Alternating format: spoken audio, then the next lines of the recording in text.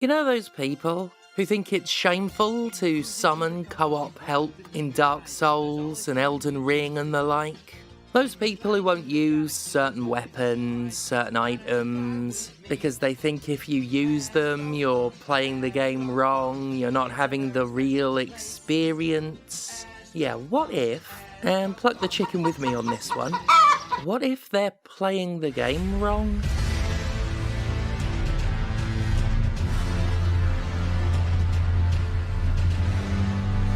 It starts. There's a bug. Do you want to make friends with the bug? It's Elden Ring. You don't make a lot of friends. It's not usually the point of it. Okay. Normally, if you don't know what to do with something, it's a good idea to hit it. You drunk a flask there, that's a heal. Oh, okay. What? Aha. Best at fighting. I got the bug! You got your first kill! You see, they're doing really well. Right, there's some bad bastards. Okay. I'm gonna whack them. Alright. And it is not the square button. Not the square button, no, that's to do a drink. If you just joined us, I'm showing the husband Elden Ring, and they're having their very first go at it. We thought it would be really fun, and you'd all have a relaxing time watching them play it, completely sight unseen. I lost my horse. Right, this time it's over for these guys. Yeah, like just charge right at them. Yeah, okay. Bear in mind, I've been playing Dynasty Warriors for 2 weeks straight. I've forgotten how to play Elden Ring, which I've not played in over a year. My instinct now is to charge and hack and slash at everything. Oh shit, I've just remembered you don't want to do that in Elden Ring. In today's video, I'm going to argue with all seriousness that this is real gaming, right here.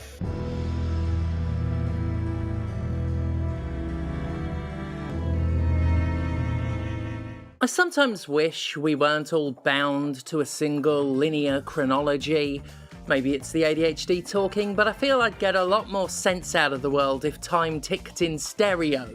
Well, at least, preferably quadraphonic. This thought's occurred to me more and more as I've written more essay-style work. With some of these scripts I'm working on, there are several subtopics that make up the whole subject, each of equal importance, and each capable of setting audience expectations in different ways depending on which one I lead off with. Today, I need to summarise the concept of the video game challenge run, but this is not a video about challenge runs per se. I need to mention From Software's games and divisive opinions on player difficulty, but the last bloody thing I want is for you to think I'm wading back into the exhausting old Dark Souls easy mode debate. It's common knowledge that I'm objectively correct on that topic anyway. I also need to establish the question of whether or not one can play a game wrong and what playing wrongly looks like, but I'm doing so only to make a particular and discrete point, because the overall debate isn't the point. Basically, I just don't know where to begin and wish I could give this video 3 introductions at once.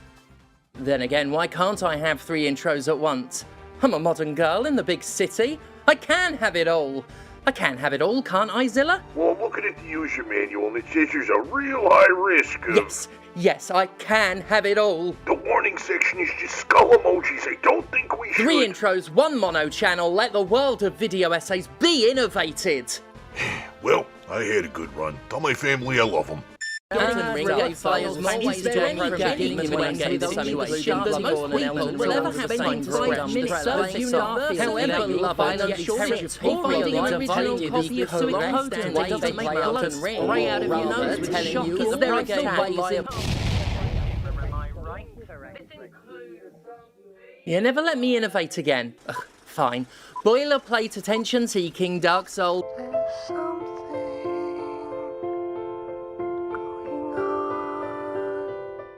Dark Souls. Is there any game, and when I say this I'm including Bloodborne and Elden Ring under the same broad umbrella, as universally beloved yet territorially divided as this long-standing benchmark of Is there a game more liable to spark furious debates on not just how it should be enjoyed, but who should get to enjoy it? Most pointedly, Is there another game that offers such a variety of approaches that has such a vocal segment of fans arguing it should only be approached one single way? That latter point has always been peculiar to me when it came to Dark Souls, and that was before Elden Ring gave players more ways to approach any given in-game situation than most people will ever have time to scratch the surface of. However, you will find no shortage of people online telling you the correct way to play Elden Ring, or rather, telling you all of the ways in which you can play Elden Ring incorrectly. To some players, purity of experience is paramount, and to have a pure Elden Ring experience is to take a game with so many weapons, so many spells, so many stats, so many builds, and ruthlessly boil it down to a comparative thimbleful of base elements. You just want to suck the joy out of everything.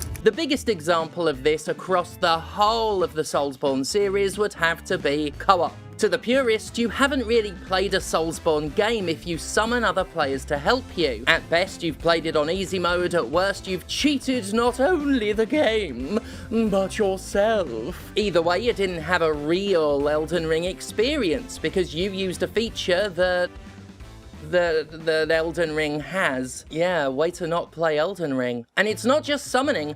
You'll find purists scrutinizing every aspect of play to find things that invalidate their idea of authenticity by offending their sense of purity. If you use a weapon the purist deems overpowered, you didn't play Elden Ring. If you use an ability that makes portions of the game significantly easier, you didn't play Elden Ring. If you use entire classes of magic deemed invalid, you didn't play Elden Ring. If you use the Mimics tier, you didn't play Elden Ring. Oh wait, forget just the Mimics tier. I've seen it argued that if you use Spirit Ashes at all, you didn't play Elden Ring. Spirit Ashes. That was what threw into sharp relief for me just what an extreme position the video game purist has, despite years of us all just kind of getting used to people discussing the most pure ways of playing Soulsborne games. That should give you an idea of how long I've been sitting on some of these video subjects as well, considering how soon after Elden Ring came out we had people saying anyone who uses Spirit Ashes is playing the game wrong and having an invalid time. Actually, that doesn't give you an idea of how long I've been sitting on some of these ideas. I got subjects I've been meaning to tackle for about a decade. The Spirit Ash system, where you collect ghostly companions based on monsters and other characters to fight alongside you, is one of Elden Ring's most interesting and coolest features, pushed by the developer and given a significant level of focus in the game itself. And yet you have some self-styled fans saying that if you use it, you're not really playing the game. I mean, just speaking for myself, but if I'd worked on Elden Ring, I'd be bloody offended hearing that. Just like summoning, magic, certain weapons, and so much more, Spirit Ashes are a feature of the game, a part of it, something the game quite literally gives you. With that in mind, one has to ask, who's actually playing the game wrong? The player using the tools the game gives them, or the player deliberately refusing those tools to have a harder time than was designed? What if the guy who refuses to use summon signs and solos every boss is actually the one who's never really played Dark Souls?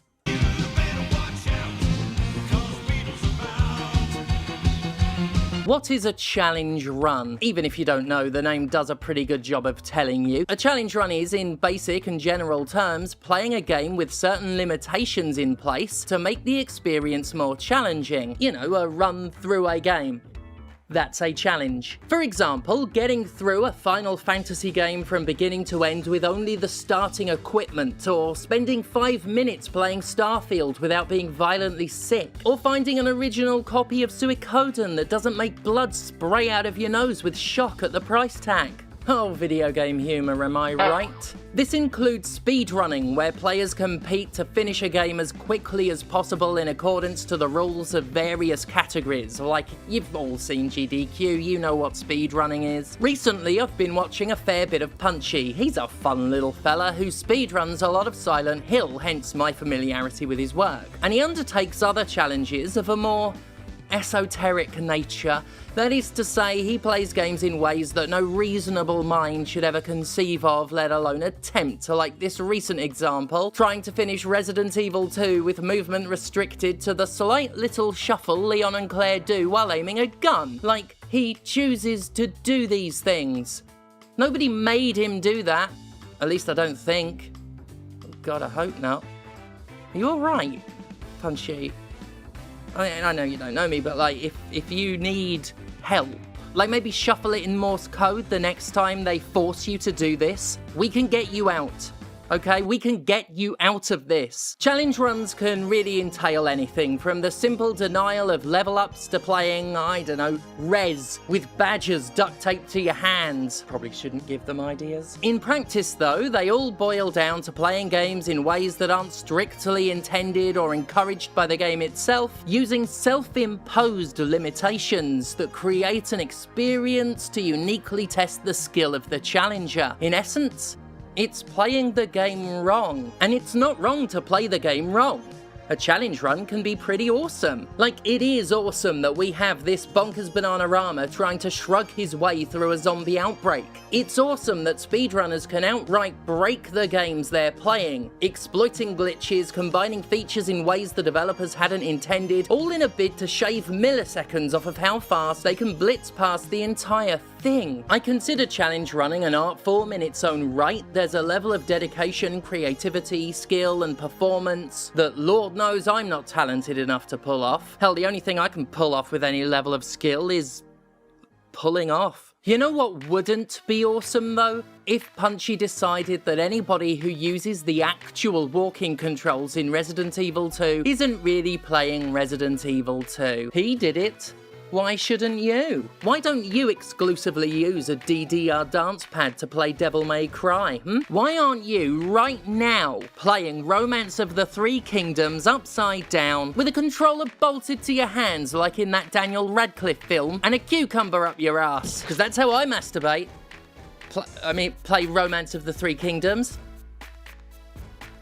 What? If a speedrunner told you that you haven't actually beaten Dark Souls 3 because you didn't know the exact pixel you needed to stand on in order to glitch through some stairs when a bug man chewed on your face, you might wonder why, after the cucumber up the arse, I violated the rule of escalation by ending the list of hypotheticals with a more realistic scenario. It's because I got overexcited while going back and editing the voiceover file, so I completely forgot I had another hypothetical and just impulsively hit record to start mouthing off some more. And why didn't you just cut and paste the audio file around so that the list escalated, Steph? There's a very good reason for that. I didn't think of it until right now, and I've recorded this ad-lib long enough to have a sunk cost feeling about it. And with the time I saved just letting the B-roll run, I was able to finish today's Wordle. Thanks, Steph. As far as I'm concerned, there's no meaningful difference between someone sneering at you for using co-op or picking a weapon they've deemed is too powerful, and a challenge runner sneering at you for leveling up while playing an RPG. Both playing a Soulsborne solo and doing a level 1 run are self-imposed challenges. The game doesn't make you do either. It offers co-op or leveling up as tools intended for the player's benefit. To not pick those tools up is to impose a challenge upon yourself, to perform a challenge run. Not to sound too smug, but this is a killer point.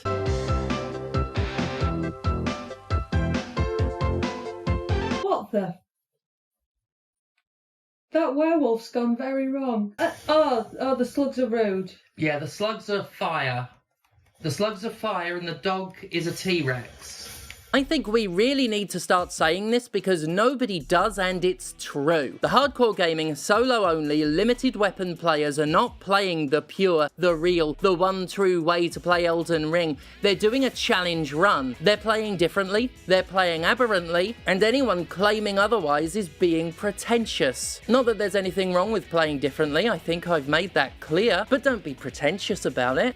Don't pretend that you're playing Elden Ring normally by ignoring things like Spirit Ashes, things put into the game that have had the game balanced around them and are intended for players to use. Don't pretend that choosing to make the game harder for yourself, independent of the way that game was designed, is the pure Elden Ring experience. because it is quite objectively not. Developers don't put features into games that they don't want you to use. It's an industry executive's job to waste time and resources on frivolity. A studio is going to put features in for a reason. It's actually really rather silly to claim that using the tools a game gives you is going against the spirit of the game. Imagine being told that you've never played Doom 2 if you've ever used the super shotgun. I mean, I'm sure there's some clown comic out there claiming such gibberish, but they deserve their face laughing uproariously into. Like, you should push your face inside of their head and fill their skull with your own chortles in such a way that mocks not only them, but the very laws of physics they're subject to. It's been normalized by years of the hardcore set dominating the conversation, going on and on about how any player with a problem needs to just get good, which, by the way, if that's your answer when someone does struggle with the game, I'm going to assume you don't know how to play it. But normalised though it is, when you actually stop and think about it, it's a ludicrous assertion that you're not meant to summon in a game that features not just an entire online summoning option with multiple reward systems tied to it, but goes out of its way to offer summonable NPCs for those playing offline. IGN shouldn't be publishing articles about how there's no shame in playing co-op, because even that gives the shaming too much credibility. Despite its position, it still unavoidably feeds the incorrect belief that it's a shameful thing. It's not IGN's fault because, like I said, the shaming has been shamefully normalised, and that's a shame. But no, of course there's no shame in playing Elden Ring co-op, and I can tell you most people who do it aren't ashamed to be playing the game normally. That's the normal thing to do. It's fun. It's cool. It leads to fun and cool experiences. It can enhance the game. It's nice to get help and give it in return, which I think is a big part of the entire point. I've got another video coming specifically about that, but to say it now, I fully believe co-op is part of the very heart of the Soulsborne series. I trust From Software enough to trust that if they didn't want you to use something, it would not put that thing in a game. Bloodborne is a fantastic example of this. When they wanted to make a game about quick aggressive combat in which turtling up behind a shield wasn't the way to play, they designed a game accordingly. The rally system lets you recuperate lost health by quickly dealing damage back out, and the slow healing animation of previous games was replaced by a sub-second HP injection. They made use of a firearm to parry attacks, an essential component of combat, and most importantly of all, they took the shields out. Well, not all of them. Bloodborne actually gives you an extremely terrible shield as a borderline joke item with a description that all but tells you that you're not gonna get away with putting an indomitable slab of iron between you and the enemies and jabbing at the world with a long pointy stick. It does this near the very beginning of the game as well, because the people what made it know what they're doing. You know what FromSoft game doesn't have co-op? Sekiro. See? The devs don't just idly toss entire gameplay systems in on a whim. If it's not meant to be part of the experience, it doesn't go in. Same for any spell, weapon, or gimmick you can think of. Sure, mistakes get made and some items are legitimately OP. Elden Ring patched the Mimic's tier for this very reason, because that's what they do when something goes against the intended spirit of the thing. They make changes so that it doesn't. It's very telling that a number of bosses in Elden Ring look like they were quite pointedly designed to be fought cooperatively. That doesn't strike me as accidental for a developer that put a joke shield in Bloodborne and made a combat system in Sekiro that pretty much has to be engaged with in one particular way. Elden Ring practically screams that it intends for players to fight together in the Radahn boss fight, surrounding you with NPC allies by default in a way that feels quite specifically epic. As far as using allegedly OP gear or anything else that might cheese the game and make things easier, I would argue that not taking advantage of an advantageous situation is the opposite of enjoying a pure Soulsborne experience. Sorry, but these are punishing games that exploit any mistake you make. They take place in merciless worlds where enemies ambush you, traps troll the shit out of you, and mimics exist. At what point does the game encourage you to fight fair? I know the microscopic attention span of pop culture has eradicated Game of Thrones from public consciousness, but I warn you, forget its lessons of putting honor before reason at your peril. You don't fight with honor. No. He did.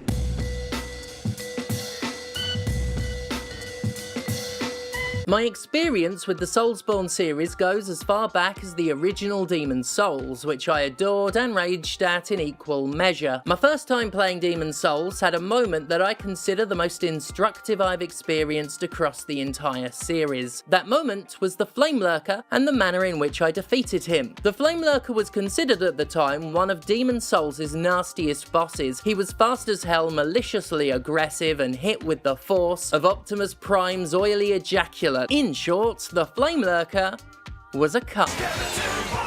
He was also not particularly smart. There was a method of beating him that involved standing behind a certain part of the environment that caused the Lurker's AI to get stuck in such a way that you could safely wail on the big orange bell end and he couldn't hit you back. After getting my tits roasted a few times, I absolutely posted up behind that bit of bone and laughed as I rendered the red hot silly fucker helpless and impotent. And not only do I not regret it, I think it was a peak Demon's Souls moment. Like tricking that stupid Red Knight into falling down that big hole. The way I looked at it, and continue doing so to this day, is that Souls games use everything at their disposal to punish and humiliate me, so I'm going to do the exact same thing. Why not break the game when you can? The game won't hesitate to break you, and like I say, it was instructive. Standing well out of aggro range of enemies and blasting them with madness fire from me eyeballs was one of the most fun things I did in Elden Ring, and you know, that's a point that blows every other one out of the water, isn't it? Are you having fun with the video game you bought? Then no matter what you're doing, you aren't playing it wrong. The overall point is to be entertained,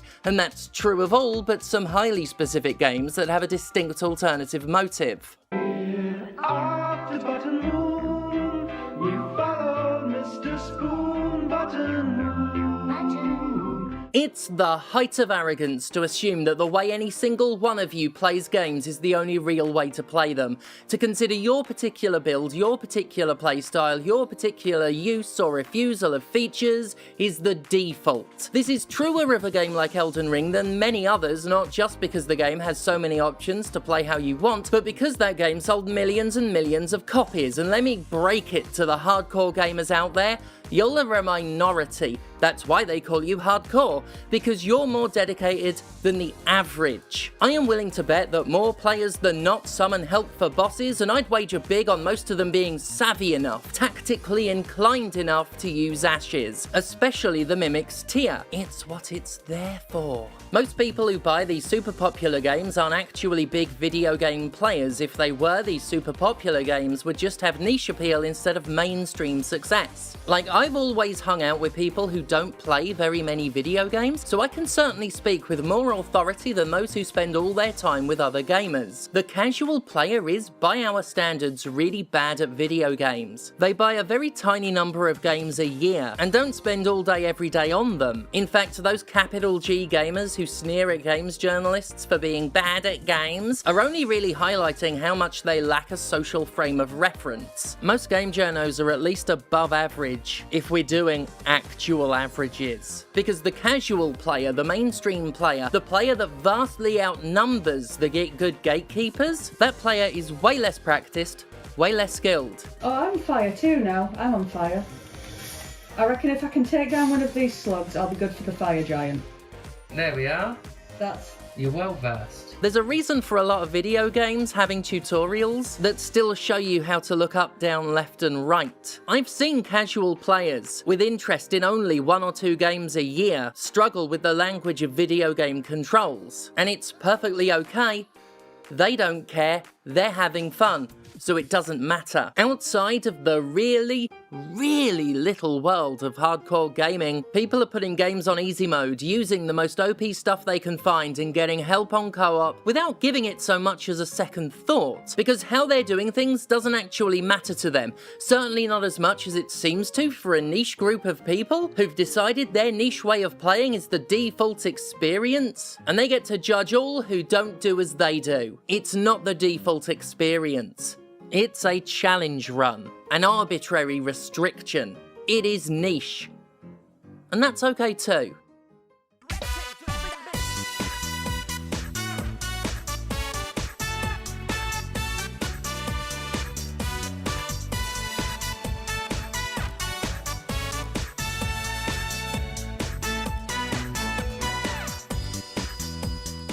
So yeah, we go through there, Okay. and then you go deal with this fire giant. Okay. Where's the... Oh, there it is. He's just over there. Okay. You can bob on your horse if you want to get to him quicker. That'd be a triangle, and then you're up. Oh, and you want to press triangle and then press left on it. And that will get you a little friend. Oh, I've got a friend! Mm-hmm. That's the mimic tier. Apparently you've never really played Demon Souls if you dare use that. But that'll really help you. Oh, they're better at it than me. They're still standing. Yeah. Good job, buddy. And so you see, the real jerks were you were the jerks all along, gamers. And that is the lesson of today's video. Now Phoenix is gonna have a little crack at that fire giant again. And you can all thank God for me. You're for it, fella. Right? I hate this boss because he looks a bit like my evil stepdad. He had the same beard and a face growing out of his tummy. Right. Oh. You got further than you did last time. Right? Geographically, at least. That was closer. I'm getting better. Thank God for you. Did I get good yet?